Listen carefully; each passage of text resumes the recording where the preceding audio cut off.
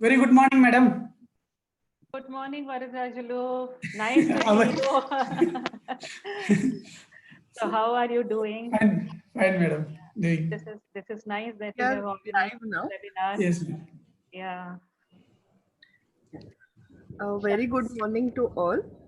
On Yeah. behalf of IIP technical team, I welcome you to this webinar on various lines, tubes, monitors, and its therapeutic importance in ICU.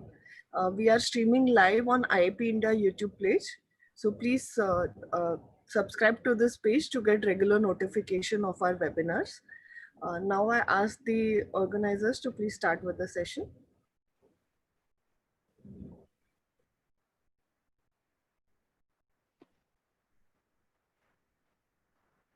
Our sixth webinar of our 7-webinar series, organized jointly by IIP Women's Health Satara District, Maharashtra, in collaboration with Krishna College of Physiotherapy, Karad. Today's presenter is Dr. Soumi Sinha, and the topic of presentation is various lines, tubes, monitors, and its therapeutic importance in ICU.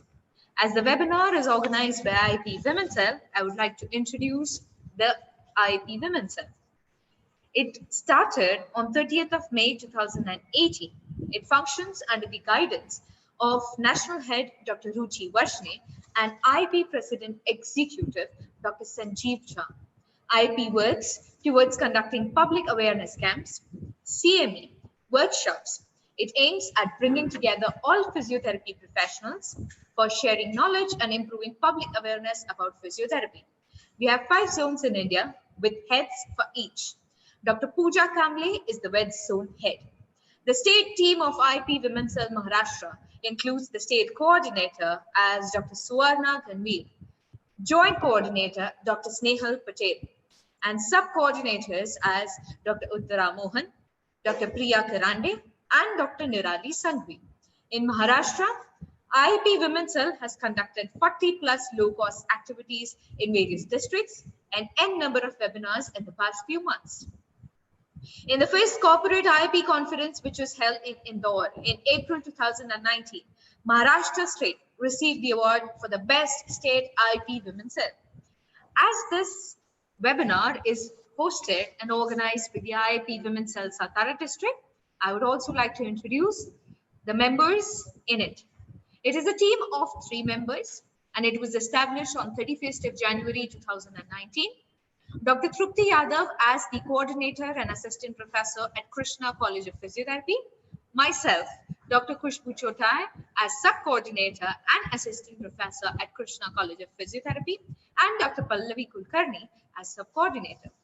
I would also like to introduce Krishna Institute of Medical Sciences, deemed to be University Karad, which was established by the visionary founder, Chairman and Honorable Chancellor, late Shri Jayawant Rawji Bhosle, our beloved Appa sir.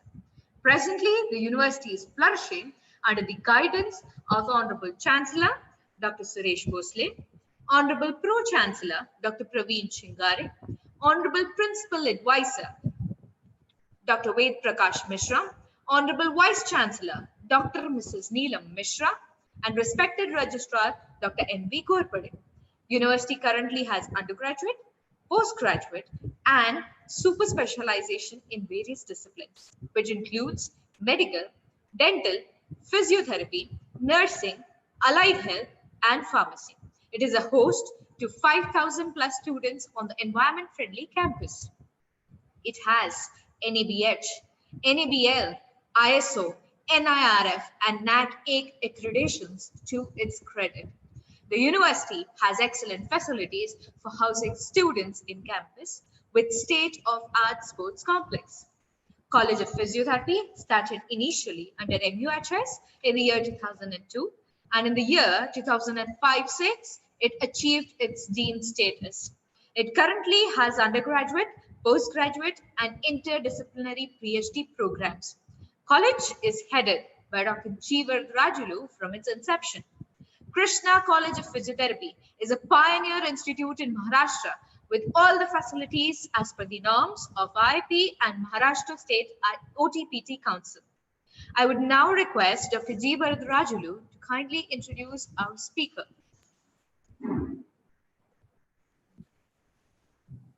Yes, very good morning, one and all.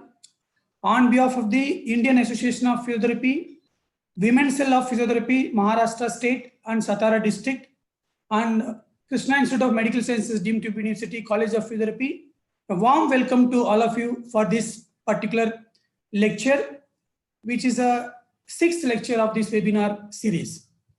For this precious lecture, we have a renowned resource person, Dr. Saumi Sinha, who is graduated from NIOH and post-graduated from Tamil Nadu Dr. MGR Medical University.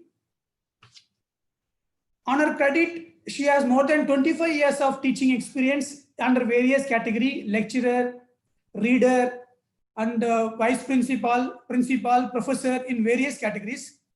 Presently, Madam is working in Datta Mega University under Ravi Nair College of Physiotherapy as a professor. Madam is a dynamic teacher. I know her since my studentship, and Madam teaches from the basics to the advanced in any topic that has been assigned to Madam. Madam is Madam has conducted various workshops, seminars. She has delivered a very expert talks on this subject.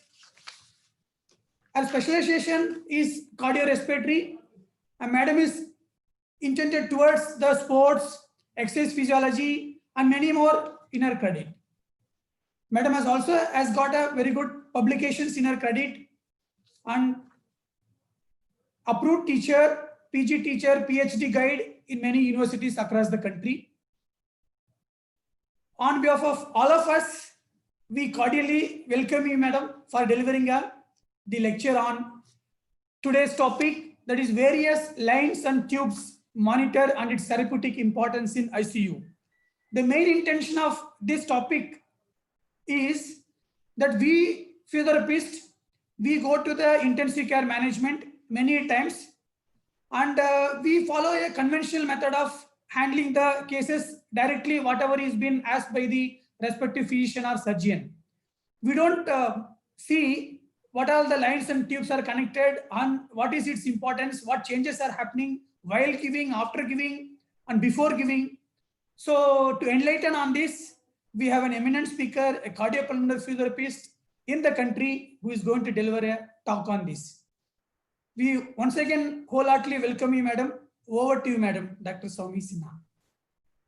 Thank you so much, Dr. Varadarajalu. It is a great moment for a teacher to be introduced by a former student.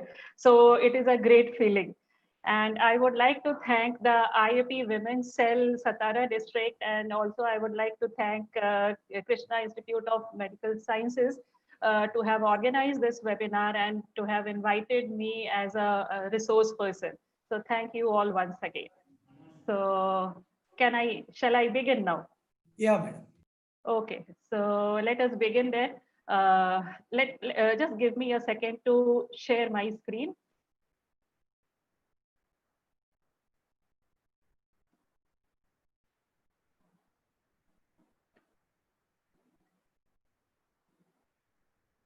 All right, so I hope my screen is visible to one and all, and I am audible to everyone. Yes, Madam. Okay, so let me continue then. So the topic that has been assigned to me is various lines, tubes, monitors, and their therapeutic importance in ICU.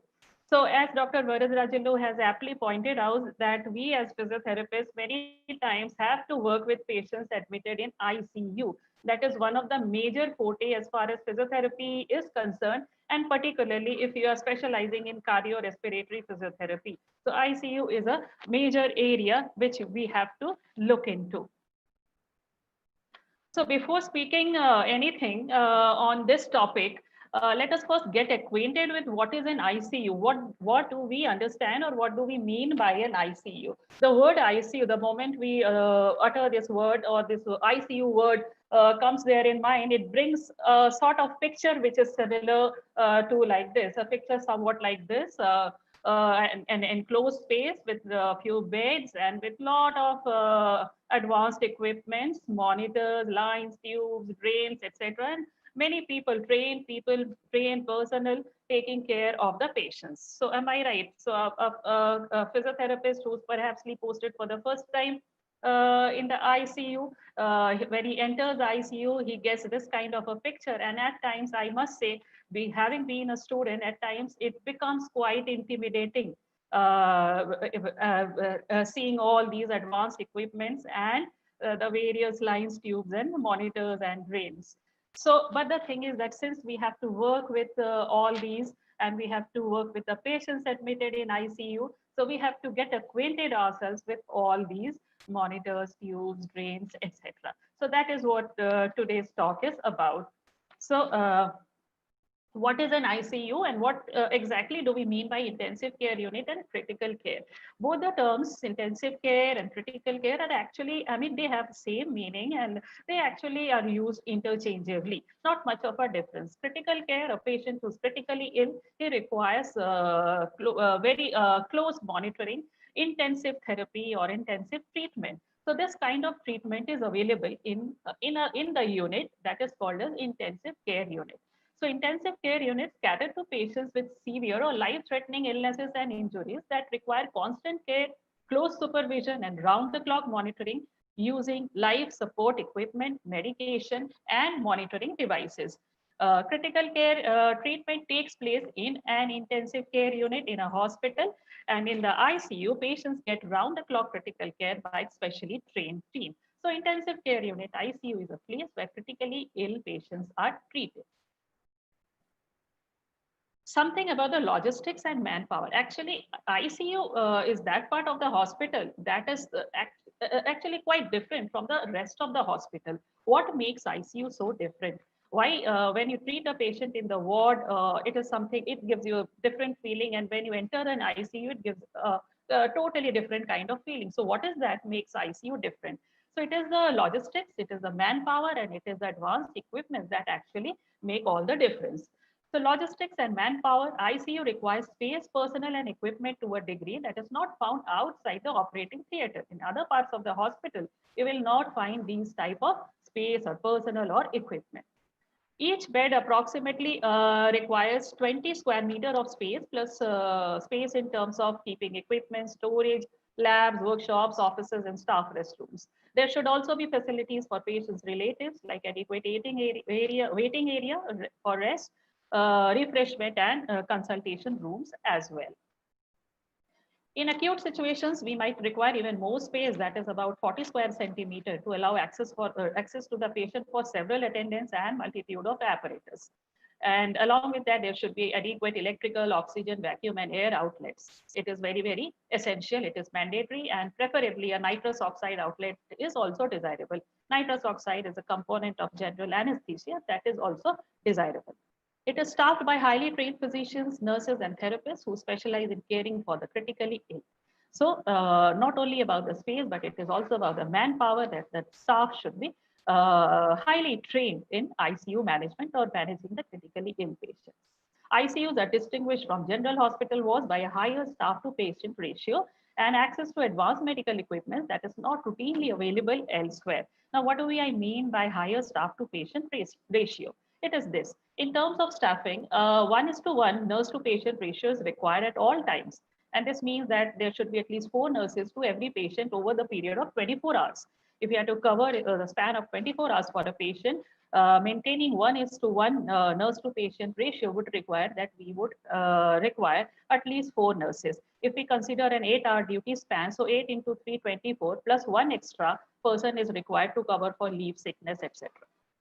To be viable and manageable, it has been found that ICUs should be of between 4 to 10 beds. The number of beds should be restricted because too many beds, and we will not be able to give intensive attention to the patient. However, it depends upon hospital to hospital, whatever their policy. If number of beds are more, then number of manpower. I mean, the manpower also has to be more. So this was in short an overview of the logistics and manpower and equipments and what actually makes ICU different from the remaining parts of the hospital.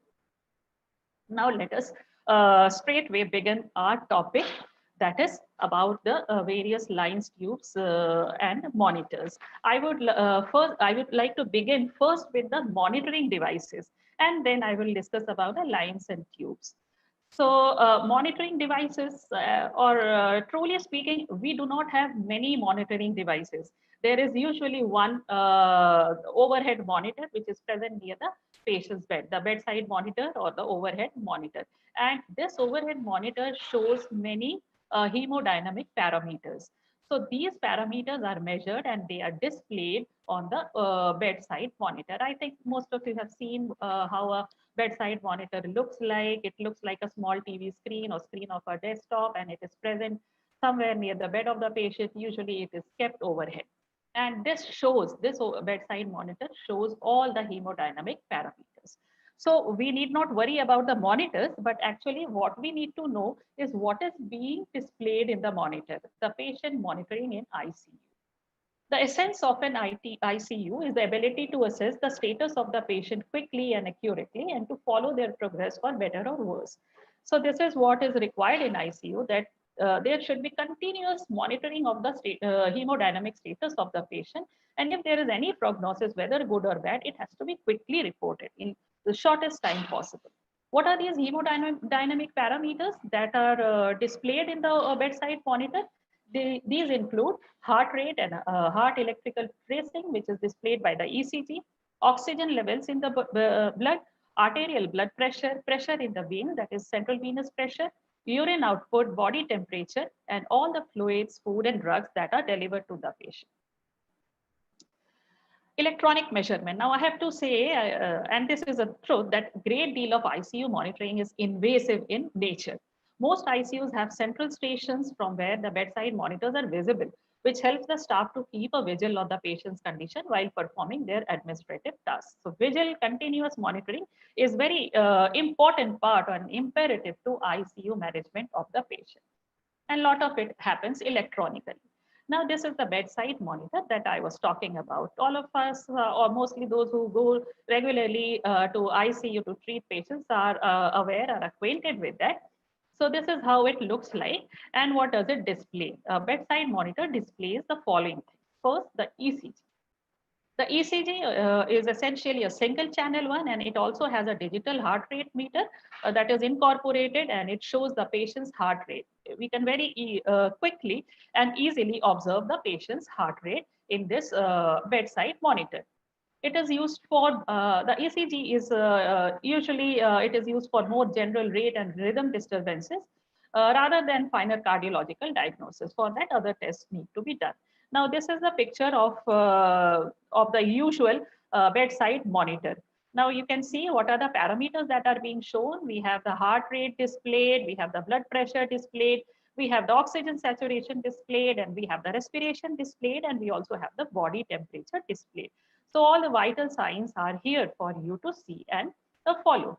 Now you can see that all these, except the body temperature, all other parameters are expressed in graphical form. So heart rate has a graph, typical graph, blood pressure has a typical graph, oxygen saturation graph is also typical of it, and respiratory rate graph is also typical of it. So these are the waveforms that are very typical to each of them. So here on one side, we have the waveforms expressed, and on the other side, we have the digital expression of the same thing. So that was about the patient monitoring. So patient monitoring, regarding that, we need not worry much because we have the bedside monitor, which gives us all the hemodynamic monitoring of the patient. Additionally, a few monitoring devices may be required, say, for example, if the patient is diabetic and he requires constant blood sugar monitoring, then we might have to use a glucometer, which is a small device. And similarly, if the bedside monitor is not showing the oxygen saturation, some monitors do not show the oxygen saturation, most of them do. So in that case, we might have to use a pulse oximeter, so on and so forth. Now coming to the lines or catheters, a very important part, very frequently we have to deal with them. So this is a must know area for us. So lines and catheters, what are they? These are plastic catheters or tubes, also referred to as lines. They are inserted into the patient's blood vessels. They help to give fluids and medications. They are also used in monitoring blood pressure and for taking blood samples for regular investigations. What are the common lines or catheters that we will come across in an ICU? The first very important line or catheter is the arterial line.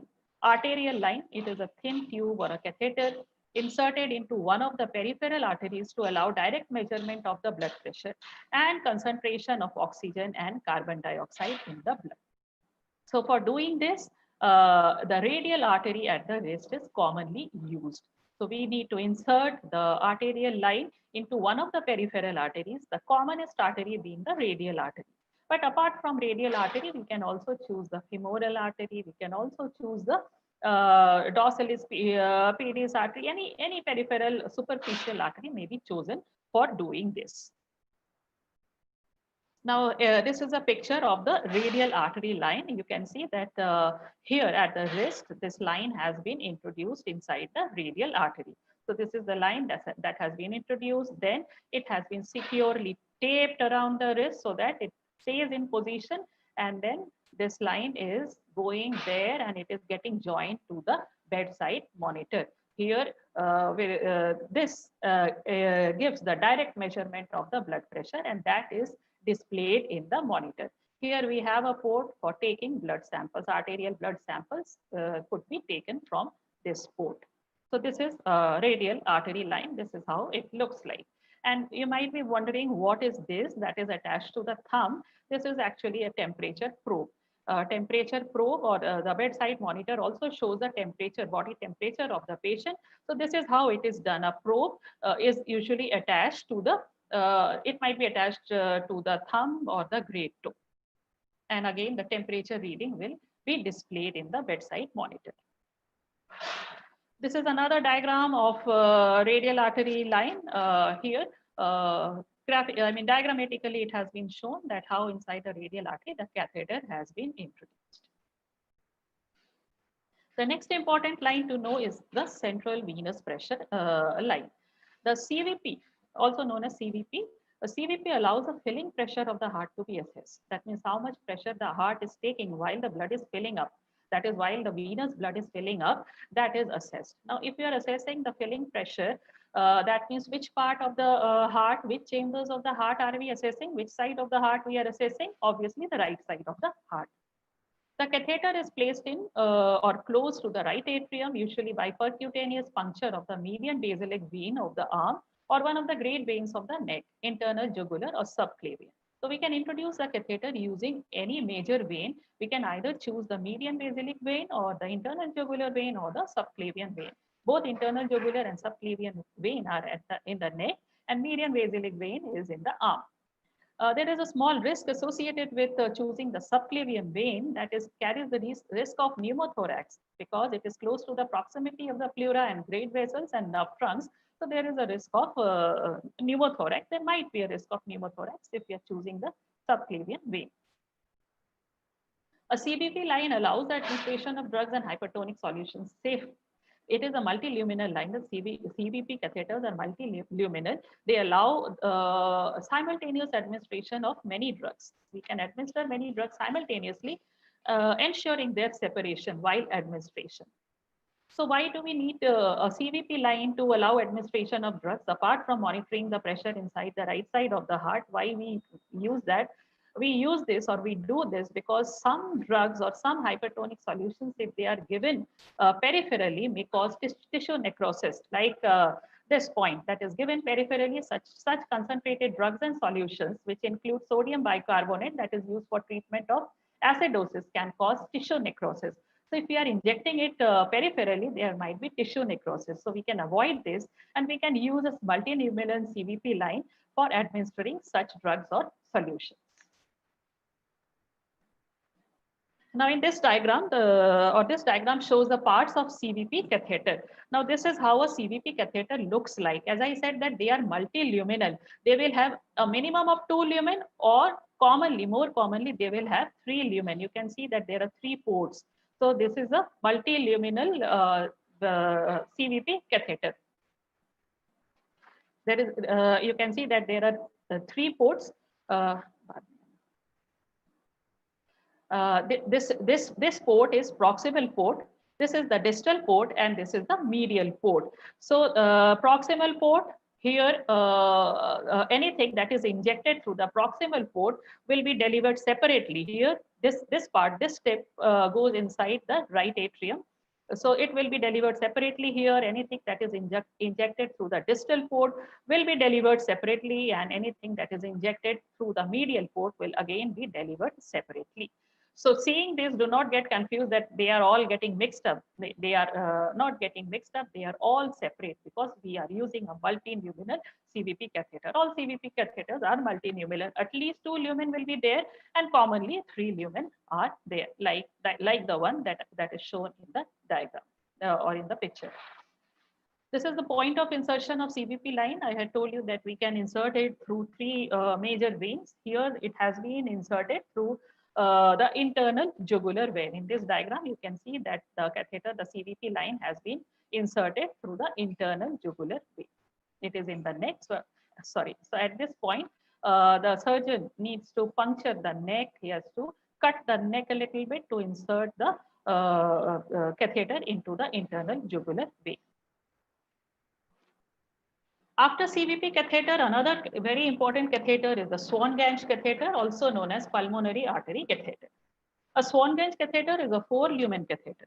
Unlike a CVP catheter, which was either 2 or 3, a Swan-Ganz catheter or pulmonary artery catheter is a 4-lumen catheter with a sensor attached.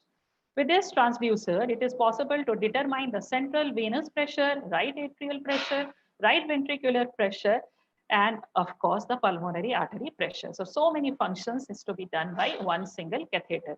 So many things could be measured: the central venous pressure, right atrial pressure, right ventricular pressure, and the pulmonary artery pressure. The catheter size ranges from 60 to 110 centimeters in length, and the measurement is, its diameter is 4 to 8 French gauge. Now, these are the parts of Swan-Ganz catheter. Now, you can see that, as I said, that it is a 4-lumen catheter. Now, what are the 4 lumen?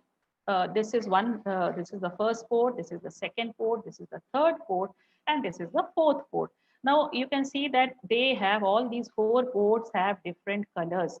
So deliberately, it has been done to demarcate each of these ports, so that because each of these ports have different function, so they have been color coded and they have been demarcated so that we know which port to use for what purpose. And they are also having variable measurement, like this is the shorter one, this is the larger one, this is again a larger one, this is again a shorter one. Their measurements are fixed. So the measurement is fixed and their function is fixed, and they are color coded so that we do not get confused that which port is to be used for what purpose. Now, this is the tip of the Swan-Ganz catheter that should go inside and rest into the pulmonary artery.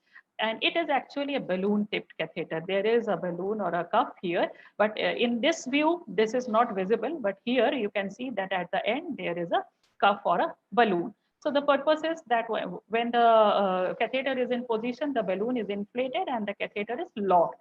It is secure in its position. It will not move inside here and there. Now let us talk something about the different ports. The first port here, this one, the red port, you can see, it is the balloon inflation port. What is the purpose of this port? To introduce air to control the inflation and deflation of this balloon, the balloon that helps in positioning the catheter.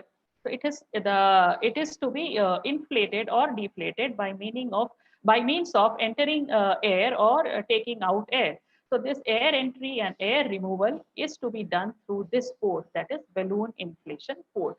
So this is the purpose of this particular port, that is to control the inflation and deflation of the balloon at the tip of the catheter. The next port is the colorless port. It is sort of transparent port, or it might be looking white. It is called as RA infusion port. The purpose of RA infusion port is, if we are to introduce anything into the right atrium, we have to use this port. So the end of this port will obviously rest inside the right atrium. So this port, the colorless one or the white one, is the right infusion port, the right atrium infusion port, sorry. Now the next one, the yellow one. This is yellow one. It is appearing brownish, but actually the color is yellow. This is the PA port, the pulmonary artery port. The purpose is to measure pulmonary artery pressure, and it can also be used for taking mixed venous samples. So the tip of this one should rest inside the pulmonary artery. Then the next one, the blue one, the blue port. This is the CVP port. It measures the CVP and RA pressure. The purpose is to measure central venous pressure and right atrium pressure. So this will, the end of the tip of this port will also lie in the right atrium. And this, the last one, this is actually thermistor port. And what is the purpose of this? The temperature, it has a temperature sensitive wire which measures the cardiac output. It runs, the wire runs parallel to this, and it rests in the right atrium, it rests in the pulmonary artery, measuring the, and its function is to detect the cardiac output.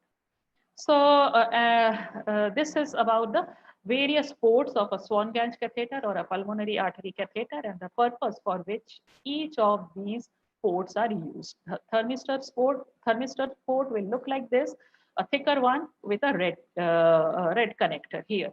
The other ports will, that is the blue port. I have told you the function. Similarly, there are fixed functions for the yellow port, the white or colorless port, and again the red port. The standard catheter size is 7.5 French gauge, and it is about approximately this centimeter long, and the maximal balloon volume is also measured. This is the introduction of pulmonary artery catheter or Swan-Ganz catheter. In this case, the major vein in the arm has been chosen to enter the catheter. So you can see that the catheter is being introduced through a vein in the arm, and it is advanced to the right side of the heart. It passes to the right atrium, then to the right ventricle, and from the right ventricle, it is passing into the pulmonary artery. Another view here, the pulmonary artery catheter has been introduced through a neck vein, maybe internal jugular vein. And again, the same route is followed, that the catheter is introduced to the right atrium. From there, it goes to the right ventricle, and from there, it enters the pulmonary artery. So finally, covering the right side of the heart, this artery should rest in the pulmonary artery. This catheter, should rest in the pulmonary artery. Intracranial pressure monitoring. So as I said that most of the monitoring are actually invasive in nature. So this is also done invasively in ICU. Raised intracranial pressure may occur after head injury. Other causes may be cerebral tumor or hypoxic brain damage. As ICP rises, what is the problem?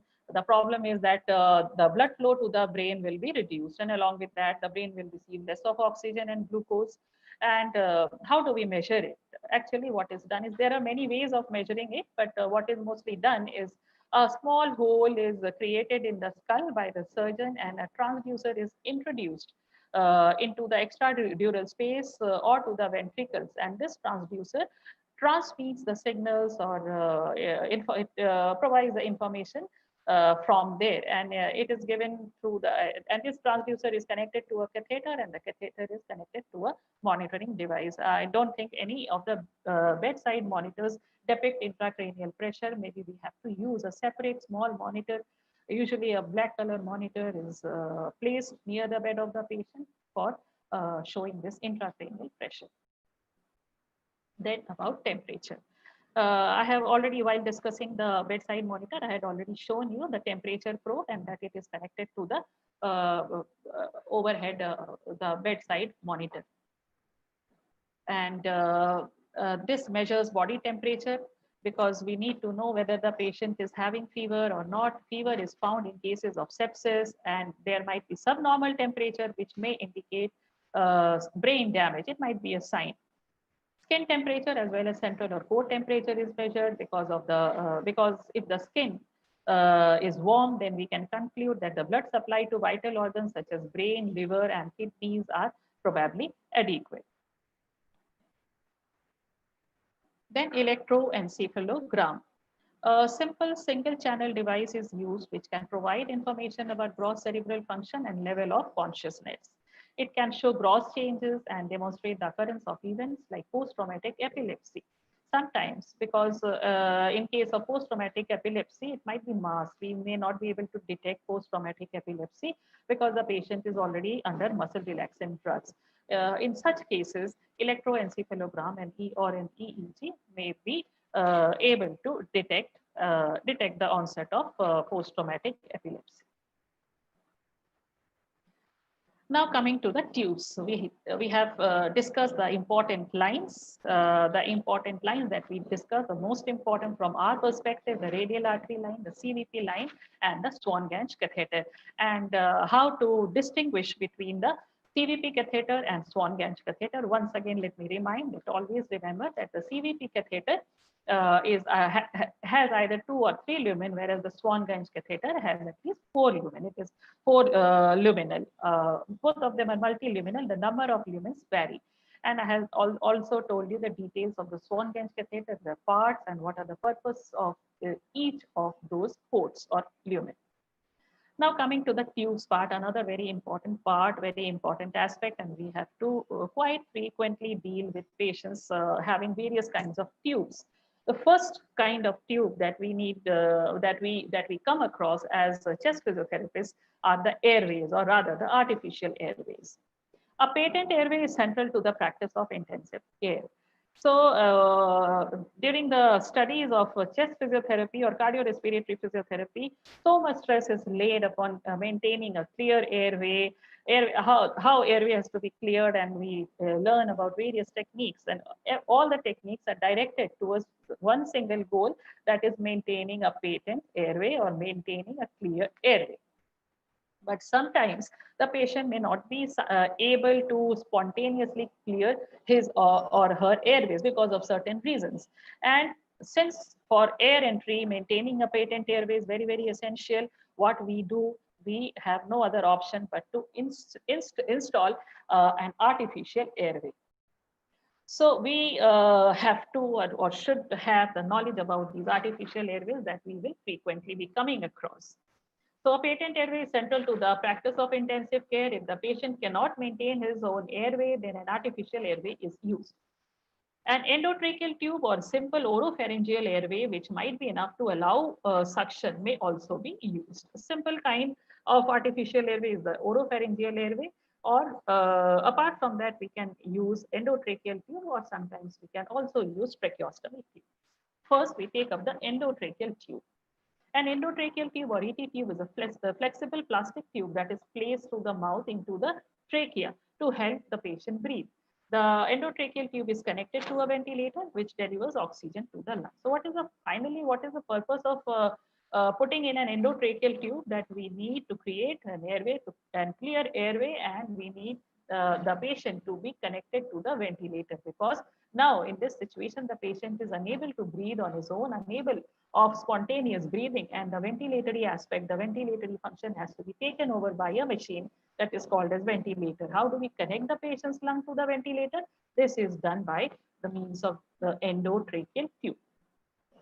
The process of inserting the tube is called as endotracheal intubation. Sometimes we call it simply intubation. So whether it is endotracheal intubation or intubation, it means inserting an endotracheal tube inside the trachea of the patient. Endotracheal tubes vary in size and design. There are two basic type of tubes, that is plain and cuffed. Plain and cuffed. The plain endotracheal tube means that it is a simple plain tube, and the cuffed endotracheal tube implies that at the tip it has a cuff or a balloon. During insertion of this cuff, the balloon or the cuff is insertion of the tube. Sorry, the balloon or the cuff is deflated. But after insertion, the cuff is inflated, the balloon is inflated, and again the purpose of doing this is to lock the endotracheal tube in position, to secure the endotracheal tube in position. The cuffed oral tube is usually the type chosen for adult patients, especially those on ventilators, whereas the plain nasal tube is most commonly used for small children and babies. The cuffed endotracheal tube is designed to ensure a good seal between tube and the trachea. The cuff can be inflated by a syringe via a small tube running in the wall of the main tube to the exterior, where there is a small pilot balloon which allows judgment of inflation. Care must be taken not to overinflate the cuff. Now, in children, in neonates, we avoid using the cuffed endotracheal tube because though cuffed endotracheal tube gives a more secure position, but since in children, the diameter, the internal diameter of the trachea is small, so any tube, even a plain endotracheal tube inserted, will keep itself in position. Another problem is that if we are to insert a cuffed endotracheal tube, then the size of the tube gets smaller because we have to accommodate the cuff size also. The size that is chosen to introduce inside the trachea is a smaller one compared to a plain one. So because of these problems, we avoid using cuffed endotracheal tube in children. To maintain endotracheal tube in place, a piece of cotton tape is tied firmly around the tube. The use of endotracheal tubes can only be a temporary measure. Now, this has to be looked into. The use of endotracheal tubes can only be a temporary measure. We cannot use endotracheal tube. We cannot leave endotracheal tubes in situ for very long time. Prolonged intubation may cause inflammation and ulceration of the larynx. So it is usually considered that 3 to 4 days is the time for safe use. However, plastic tubes may be used for a period of 2 weeks or more without adverse effect. But then what if the patient requires ventilation beyond this period, more than 2 weeks, then what needs to be done? Then we have to take out the endotracheal tube and we have to perform a tracheostomy in the patient, and we have to go in for a tracheostomy tube. Tracheostomy and tracheostomy tubes can be left for a prolonged period of time. Indications of using an endotracheal tube: general surgery, foreign body removal to protect the airway against aspiration, to support breathing in premature babies due to respiratory distress. During general surgery, what happens? The patient is under the effect of anesthesia and the breathing and ventilation is inadequate. So such patients will always be connected. Before the surgery starts, they are always connected to the ventilator, and for this, an endotracheal tube needs to be inserted. Now, you might be wondering why for foreign body removal we need an endotracheal tube. Yes, because if we are to remove a foreign body which is not being easily removed, then without an endotracheal tube, if we try to do that, it will be antagonizing the patient a lot. So to avoid that, we use an endotracheal tube, and we can do this. To protect the airway against aspiration. If any patient has repeated aspiration, has complaint of repeated aspiration, we can avoid this by installing an endotracheal tube. To support breathing, that means to get connected to the mechanical ventilator, and we have to use this in premature babies due to respiratory distress, as they will also require a mechanical ventilation. Now, these are the parts of an endotracheal tube. Now, let me explain this. We should be knowing about the parts of endotracheal tube also. Now, this end, here you can see a connector, and obviously this end is used for connecting to the mechanical ventilator, and this is outside the body.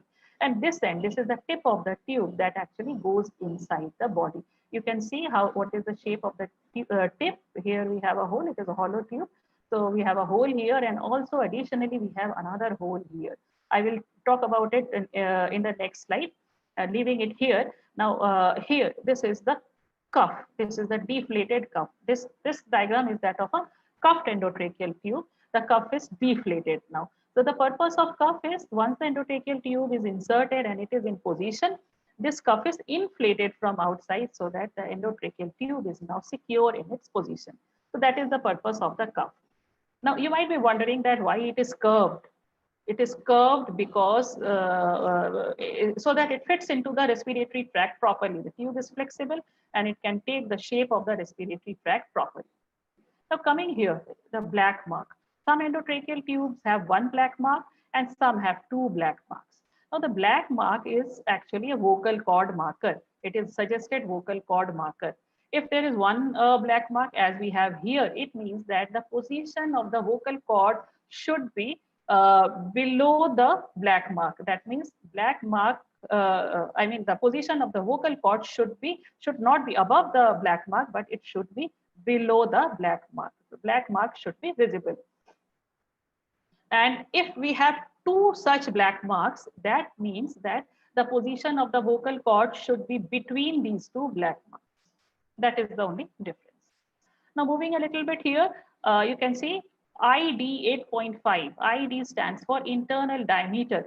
So this is the measurement of the internal diameter of the endotracheal tube. ID 8.5 means internal diameter measured as 8.5 millimeters. So this is internal diameter.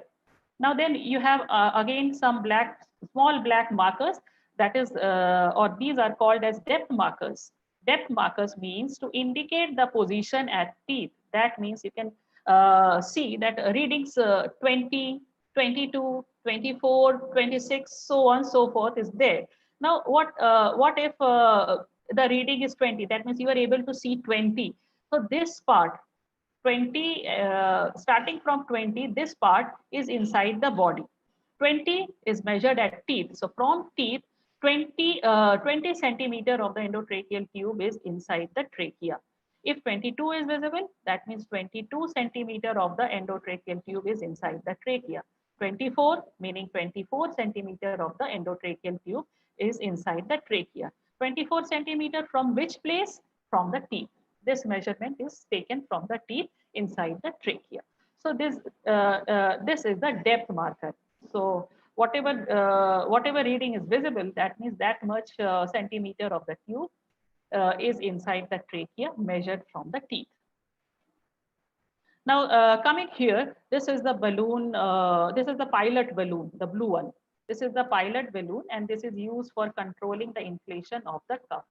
We have to insert air through this pilot balloon, and this controls the inflation here of the cuff here. And this opening, this port can be used for suctioning. It is usually kept closed during suctioning. It is opened, suctioning is done, and once again it is closed. And you can see again, once again, coming to the pilot balloon, the connection, this blue one, it is connected to the balloon with a separate thin wire. It is connected to the balloon or the cuff here. I hope this is clear till here. It has been understood.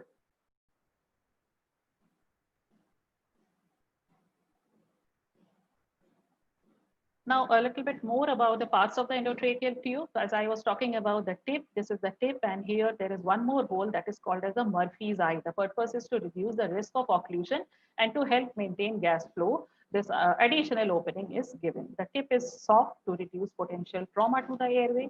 The function of the cuff, I have already discussed that it is used for keeping the endotracheal tube in position. And I had again told you about the depth markers, and these are the vocal cord markers. Here you can see that there are two vocal cord markers, meaning that the vocal cord should lie between these two markers.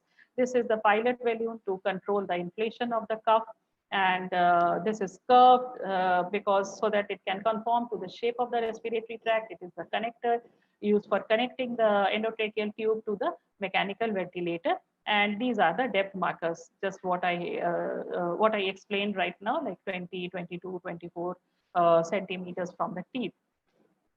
Now, additionally, one more thing needs to be told here is a radio opaque line. Here in this side, there is a blue colored radio opaque line that is running throughout the length of the endotracheal tube. You can see that there is a blue colored radio opaque line.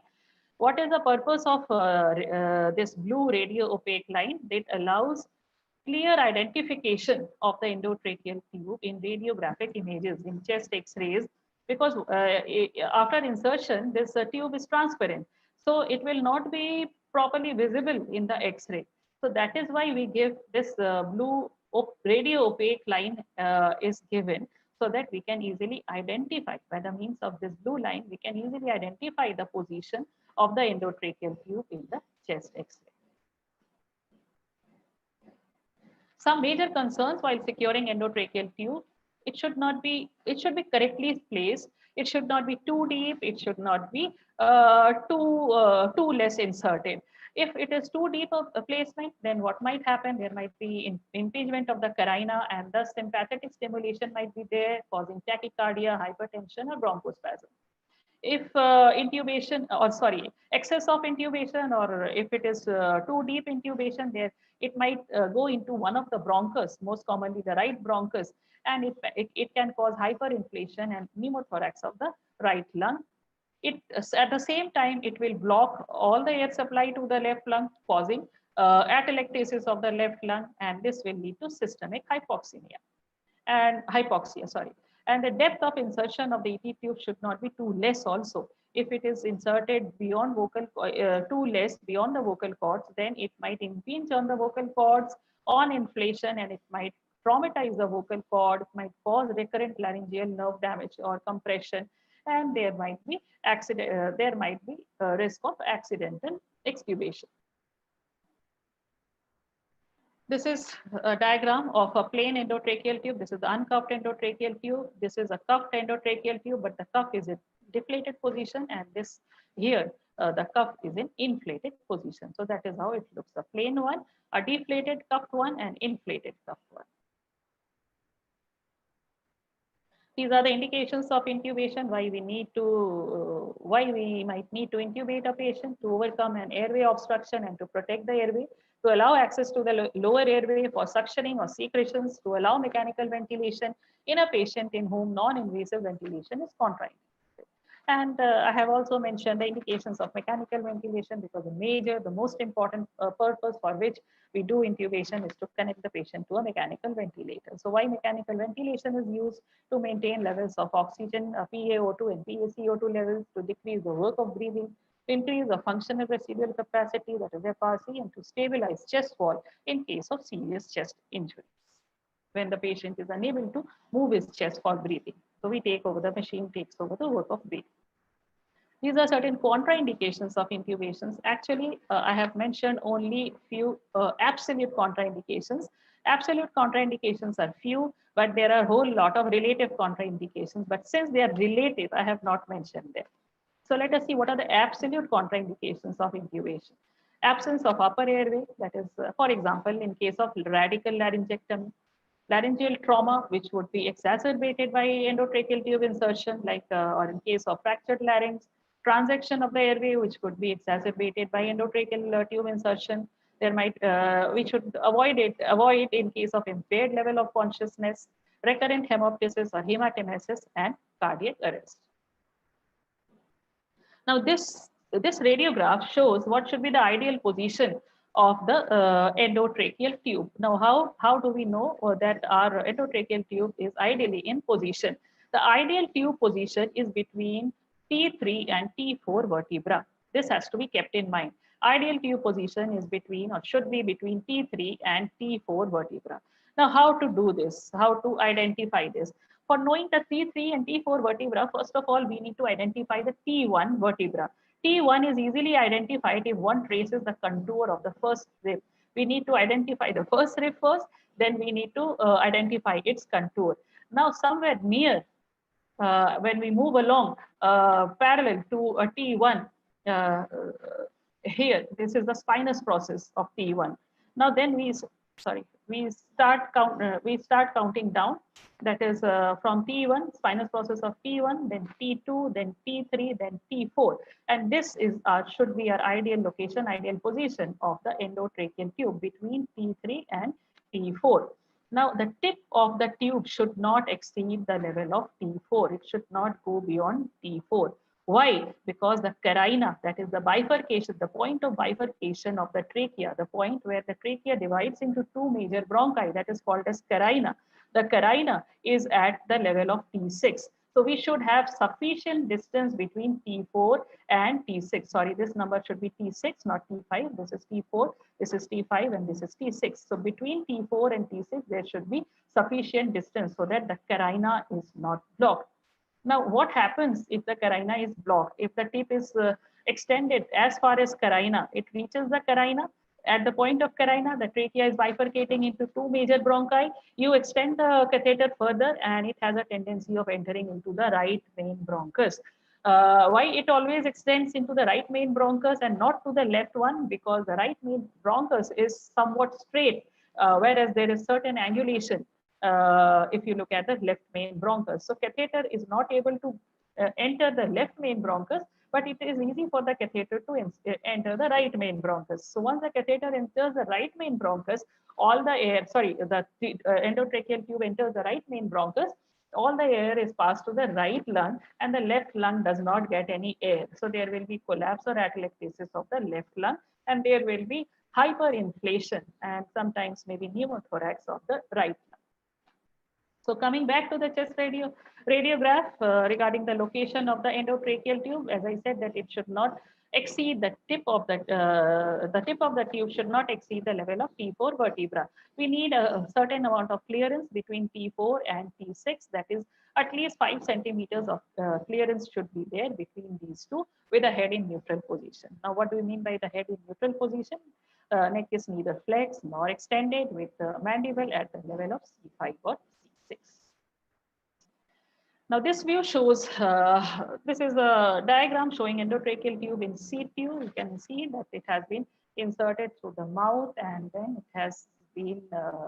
has passed and it has reached its location where it should be, and the cuff has been inflated. Vocal cords are separate and lying parallel to the endotracheal tube, and that is how it should be done. That is how it should be. It should look after insertion. After endotracheal tube are the tracheostomy tube. So as I said earlier that endotracheal tubes can be left in situ for a shorter duration of time, but if we need ventilation beyond that, then tracheostomy tube should be inserted. Endotracheal tube should be taken out. So here we have a picture of the tracheostomy tube. They are shorter versions of the endotracheal tube, somewhat similar, but they are shorter in size, smaller in size. And here different sizes of tracheostomy tubes are there. What is a tracheostomy? A tracheostomy is an operation in which a short horizontal incision is made in the neck and a small opening or stoma is made in the trachea. To ensure that the tracheostomy tube is parallel to the walls of the trachea, it is necessary to perform a high tracheostomy at the level of second and third or third and fourth tracheal rings. So it is always preferable to have a high tracheostomy. If the tracheostomy is too low, there will be problems. The tube may extend beyond the carina, may enter the right main bronchus and thus prevent air from entering the left main bronchus. If higher than this, then there might be subglottic tracheal stenosis. So that is why a proper, the tracheostomy should be done at the proper level. That means at a higher level, not at a lower level. So this is how a tracheostomy looks like. There is a tracheostomy or a stoma is created here, and then a tracheostomy tube has been inserted inside the trachea. And through the tracheostomy tube, air is going in and it is going out. That means the respiration or breathing is being carried out through the tracheostomy tube. The function of the upper respiratory tract is now bypassed because we have created a tracheostomy and we have inserted a tracheostomy tube. These are the functions of a tracheostomy: to allow prolonged positive pressure ventilation, to protect from aspiration, to bypass an upper airway obstruction, and to allow access to aspirate secretions. So, functions are somewhat similar to that of endotracheal tube. The main consideration is that if we require it for a longer duration of time, we will consider putting in a tracheostomy. The tracheostomy tube is rigid enough to maintain an airway and flexible to limit tissue damage and maximize patient comfort. The tube shape is designed to allow correct entry angle into the trachea to facilitate ventilation and clearance of secretions. A tracheostomy tube entering the trachea at an incorrect angle may endanger safe ventilation. It may also cause irritation and trauma to the tracheal mucosa. The tracheostomy tube is arc-shaped, which is referred to as Jackson's curve. Like endotracheal tube, as I had shown you how the endotracheal tube is also curved, tracheostomy tube is also curved, and this curve is known as Jackson curve. The tube sizes are often defined according to the age group they serve, that is, whether we are using it for neonatal purpose, pediatric, or adult purpose. So accordingly, we will call them as neonatal tracheostomy tube, pediatric tracheostomy tube, and adult tracheostomy. These are the parts of a tracheostomy tube. You can see there is a face plate. This part, face plate, is kept outside the body. It is outside the body. The remaining part is inserted inside. The remaining part has one outer cannula. You can see this is the outer cannula. This is the shaft of the outer cannula actually. And through the outer cannula, this inner cannula is inserted. And inside the outer cannula, we insert this inner cannula. So this is a major point of difference between endotracheal tube and a tracheostomy tube. That we have, in case of a tracheostomy tube, we have an outer cannula, and then through the outer cannula, we insert an inner cannula. And then like an endotracheal tube, we have a cuff here to keep it in position. And for inflation of the cuff, or to control the inflation of the cuff, we have a pilot balloon here. There are two types of tracheostomy tubes, cuffed and uncuffed. Cuffed tube, the initial tube inserted at the time of tracheostomy should be a cuffed tube. It provides safe airway until a patient is weaned from the ventilator and the wound site has stabilized and the patient can control his or her own secretions. Uncuffed tube should be used, or uncuffed tube is a tube which does not have a cuff at the distal end of the tube. This type of tube is useful when the patient no longer needs positive pressure ventilation and has no significant aspiration risk and has tolerated the cuff being deflated continually. The tracheostomy, however, is still required for access to chest secretions or to bypass an upper airway obstruction. These tubes can be recognized by the absence of pilot balloon. So how do we recognize cuffed and uncuffed tubes? Obviously, there will be absence of cuff, and along with that, there will be absence of pilot balloon. A cuffed tube will have a cuff as well as a pilot balloon. Indications for an uncuffed tube: vocal cord palsy, head and neck tumor, respiratory insufficiency, neuromuscular disorders, pediatric or neonatal tracheostomy. And contraindications for uncuffed tube, dependent on positive pressure ventilation and significant risk of aspiration.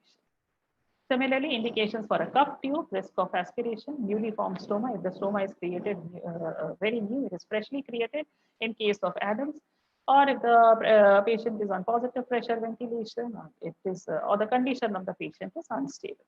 Contraindications: child less than 12 years of age, significant risk of tracheal tissue damage from cuff. In pediatric and neonatal patients, it is unusual to have a cuffed tube due to risk of tracheal damage. Children under the age of 12 years have a narrow trachea, particularly around the cricoid ring, and therefore air lifts are minimal. And that is why we do not need to use cuffed tubes in children. So this was about endotracheal tube and tracheostomy tube. That is, we discussed about the artificial airways. So, and next in the tube category are the drainage tubes that we will very often come across in case of surgical patients or post-surgical patients. By drainage tubes, what I mean here are the surgical drains, also known as surgical drains. A surgical drain is a tube that is used to remove pus, blood, or other fluids from a wound. Drains inserted after surgery do not result in faster wound healing or prevent infection, but are sometimes necessary to drain body fluids, which may accumulate and in itself become a focus of infection. Now, what happens when a body part is operated? Exudate is released. This exudate is very high in protein content. And if we do not drain that out from the body, if we keep it inside the body, if it stays inside the body, then being high in protein content, it calls for infection. There would be bacterial infection, there would be some other infection. And that is why we need to clear up all the post-operative exudate. And for doing that, surgical drains or drainage tubes are inserted. The indications of surgical drains are to help eliminate dead space, to evacuate existing accumulation of fluid or gas, to remove pus, blood, or serous exudates, and to prevent the potential accumulation of fluid or gas. So for a variable period, so variable number of days post-operatively, you will see that these drainage tubes are left in situ in the patient. They are left as long as some fluid is being secreted, and the aim or the purpose is to drain away all the exudate, all the fluid, pus, blood, whatever is accumulating, to eliminate all those things from the body. Classification of drains: surgical drains could be classified as open or closed, or active or passive. Now, what is the difference between passive and active drains? Passive drains are the type of drains that simply act by means of capillary action or gravity. We need not do anything here. We just insert the drain to the operated area, and then due to scapulary action or due to the action of gravity, the fluid gets drained automatically. Examples being a corrugated rubber drain or some other similar type of drains. These drains are used when the drainage fluid is too viscous. Active drains, unlike passive drains, these are the tubes or drains that are aided by active suction. So no fluid comes out on its own, like in case of passive drains. Here, the drainage tubes are inserted, and then the evacuation of the fluid is aided by active suction. Suctioning is to be done to take away to take out the secretion. The names of or the examples of the active drains are mentioned here. The common one, the Redivag drain, or the Hemovag drain, Surgivag drain, and the Jackson-Pratt drain. They are all examples of active drain. Now, in the earlier slide, while talking about classification, I had also mentioned about open or closed.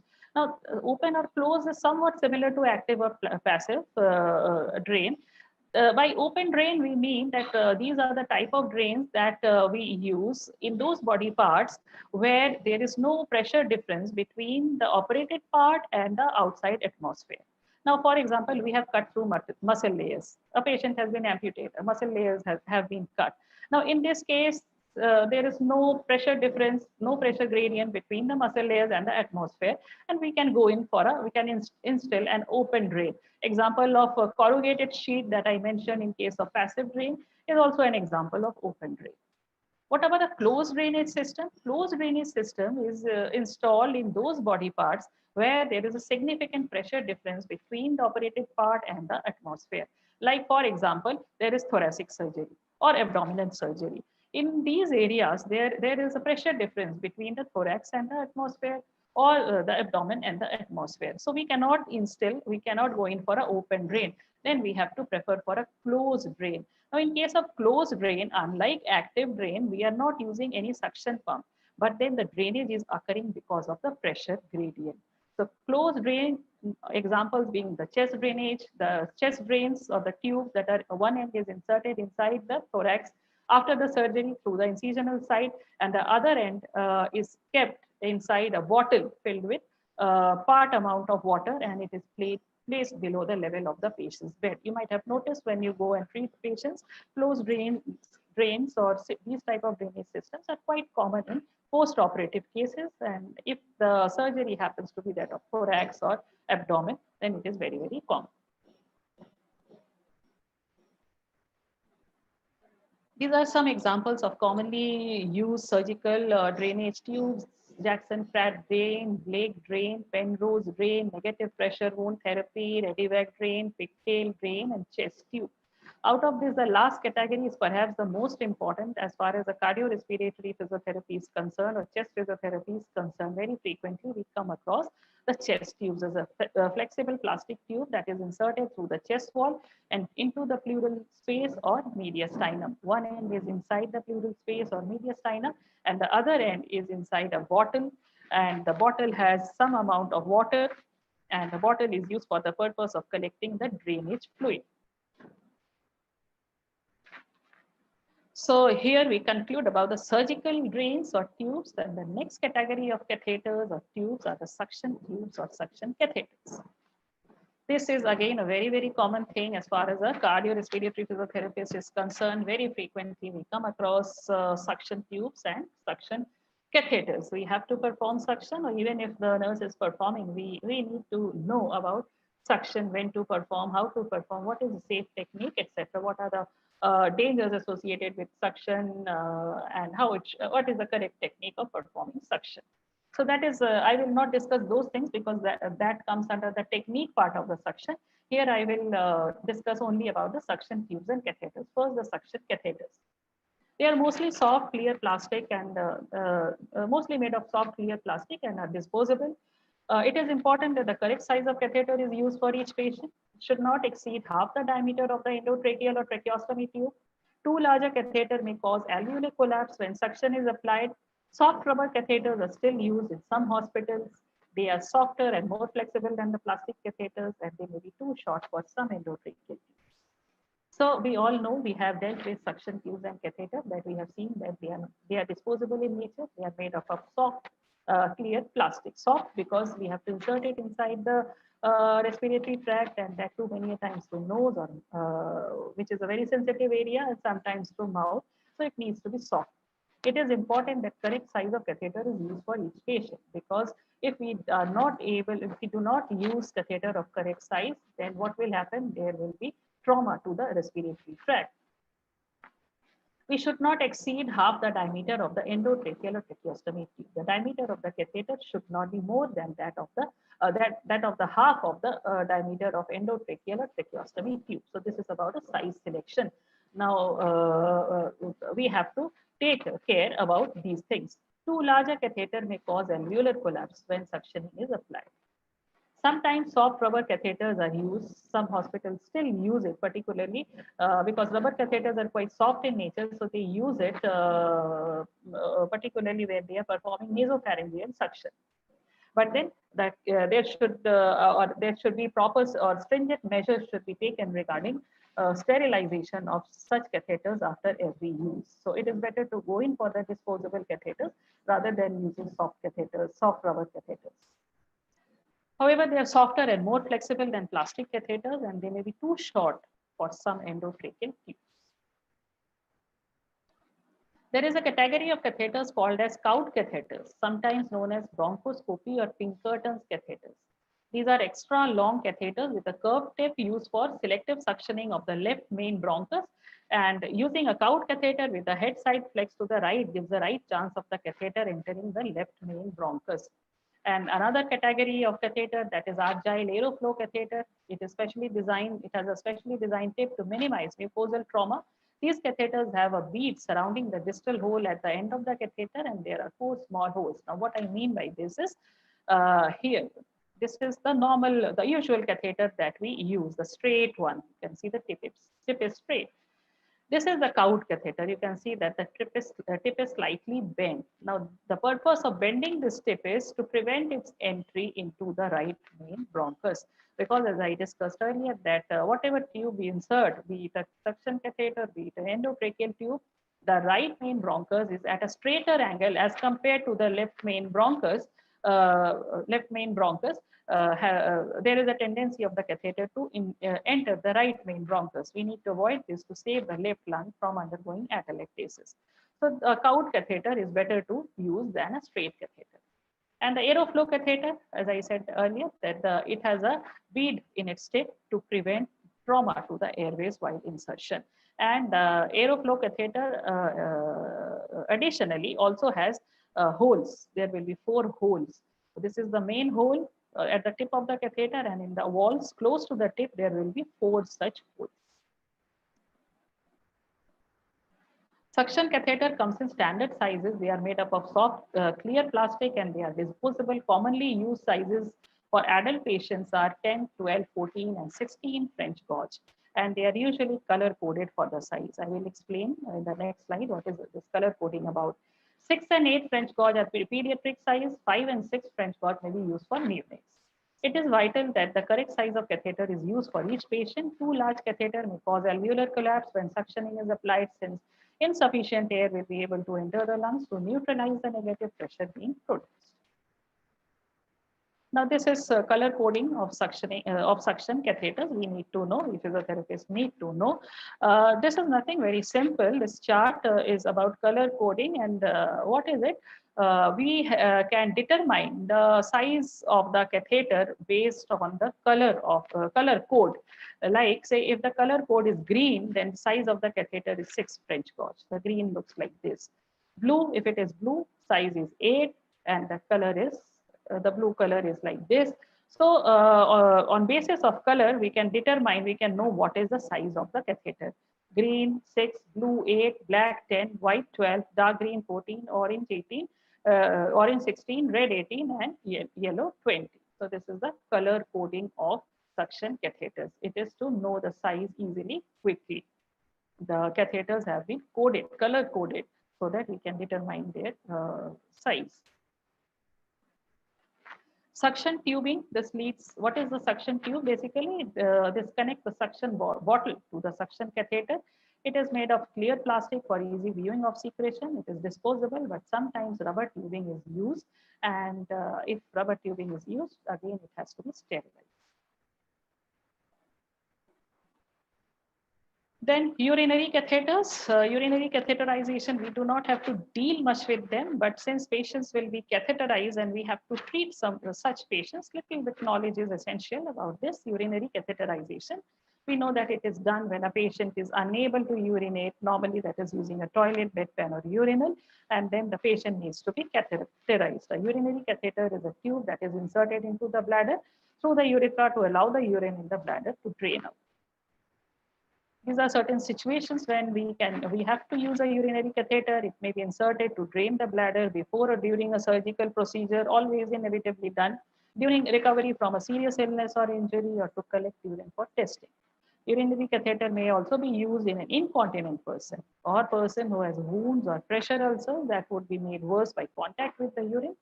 And urinary catheterization is necessary when a person is unable to urinate because of an obstruction in the urine. These are the common types of urinary catheters that will come across. A condom catheter made of soft plastic or rubber sheath, has tubing, has a collecting bag for urine. It is placed, this is usually used in males. This is used in males. The sheath is placed over the penis and the collection bag is attached to the leg.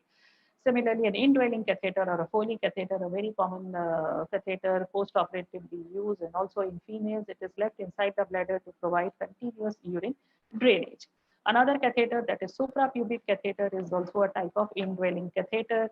And then we have a three-way catheter for continuous bladder irrigation. So these are the common types of catheter, urinary catheter, that we will come across. All that we have to know that the patient has been catheterized, there is an indwelling urinary catheter in position, and to how to handle it. We have to take care that the catheter should be lax while giving exercises, changing position. We should not unduly pull on the urinary catheter.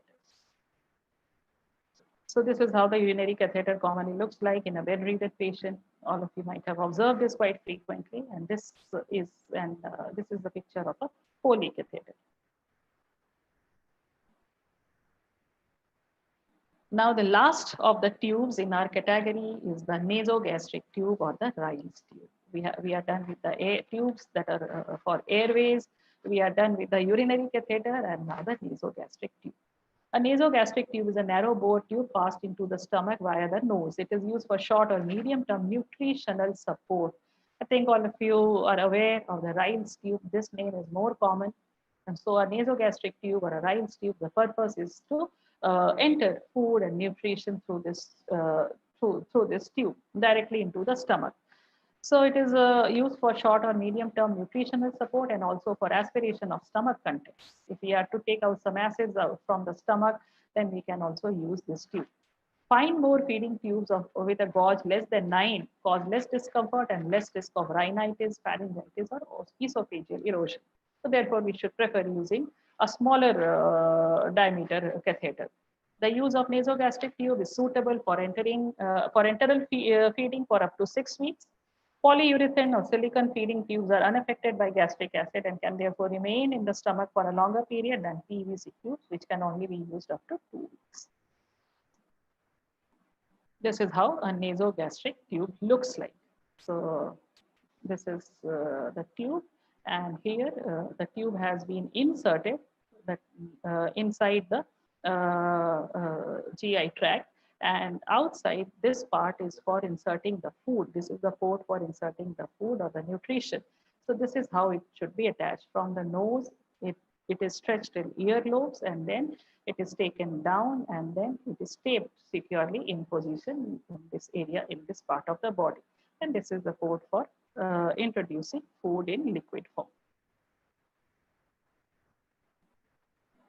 So we finally have come to the end of this talk, where we have talked about we started talking about the monitor and the various parameters, the hemodynamic parameters that needs to be monitored and that are visible in a bedside monitor. And then we talked about the various lines, arterial lines, CVP line, pulmonary artery line or a Swan-Ganz catheter, and then we talked about the various tubes, starting with the artificial airways comprising of endotracheal tube, tracheostomy tube, and then suction catheters, the urinary catheters, and the nasogastric tube or the Ryle's tube.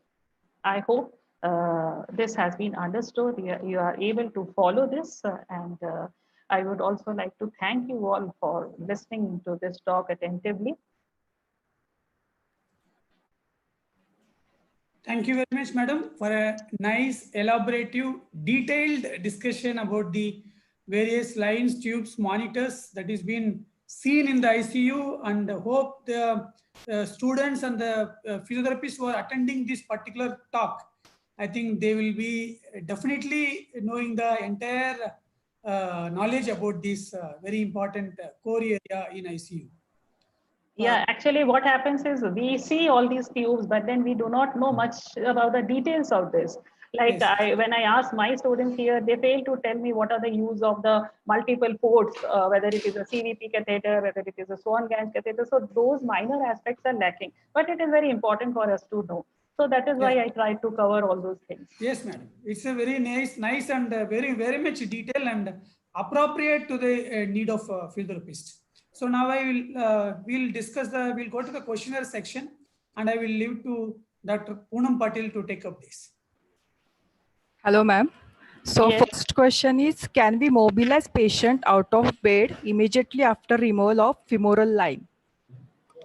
After removal of? Femoral line. No, we should actually, ideally, for any after removal of any line, we should ideally leave at least 2 hours. So at least 2 hours should be allowed before moving the patient. And again, after 2 hours, also we need to first ensure that the patient is hemodynamically stable. Then we need to move the patient. For whatever kind of exercise, we should time our physiotherapy sessions in such a way that there is a gap of at least 2 hours. Okay. Second question is, can you categorize the lines and tubes specific to pulmonary, cardiac, and neurological conditions? They are not very specific as such. They are actually, it depends upon the circumstances.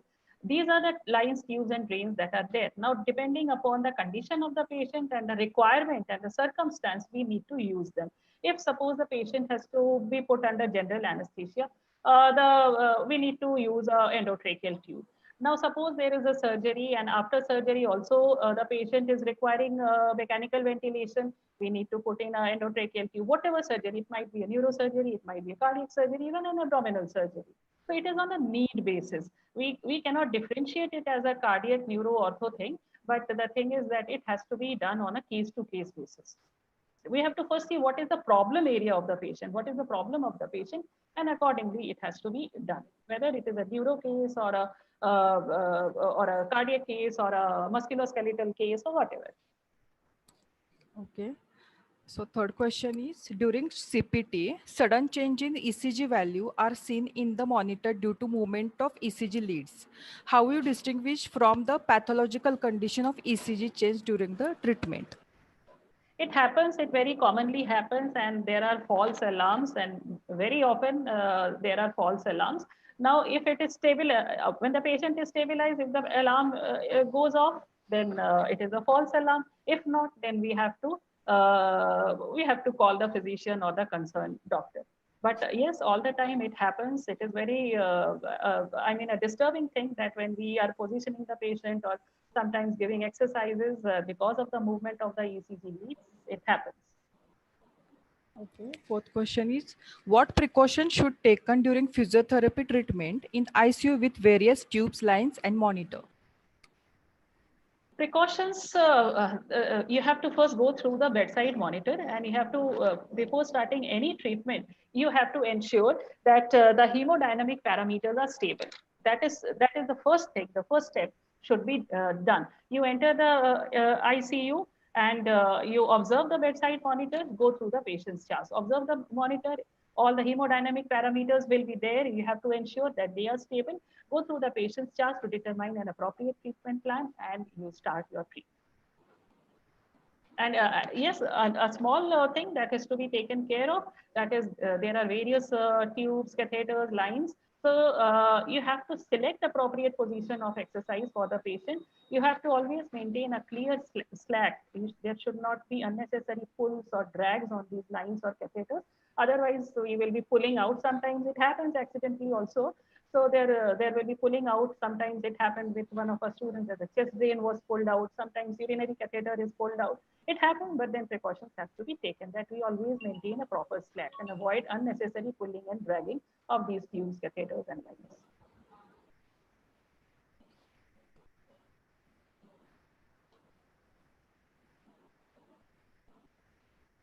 Unable to hear.